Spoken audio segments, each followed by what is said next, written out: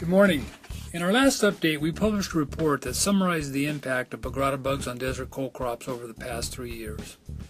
That report included a summary of insecticides that PCAs found to be most efficacious against adults on fall crops. As mentioned in that report, the survey results were consistent with efficacy trials that have been conducted in small plot broccoli trials at the Yuma Ag Center over the past several years. These replicated experimental trials followed a standardized protocol which involved 2 to 3 applications made during September and October as broadcast applications delivered at 25 gallons to the acre and 40 psi and applied at 5 to 7 day intervals.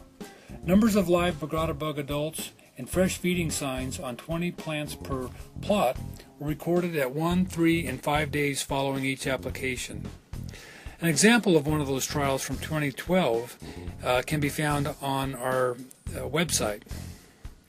Since 2010, we have conducted a total of 17 efficacy trials using the experimental approach to evaluate conventional, experimental, and organically approved insecticides against Bagrada bug. We've prepared a summary table of all these products evaluated in these trials, and that can also be found in our website.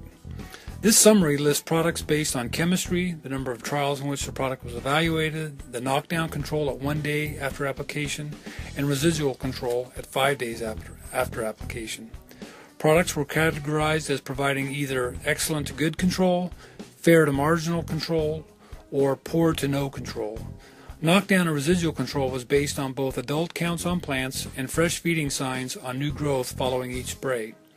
In general, much like the survey results, the pyrethroids provided the most consistent knockdown and residual control, followed by venom scorpion, lanate, lorsban, acel, and belay. None of the new experimental chemistries that we evaluated provided consistently good control, and most of the organically approved products only provided marginal knockdown control. We plan to continue evaluations of newer insecticides as they become available for testings. Remember, when in doubt, scout.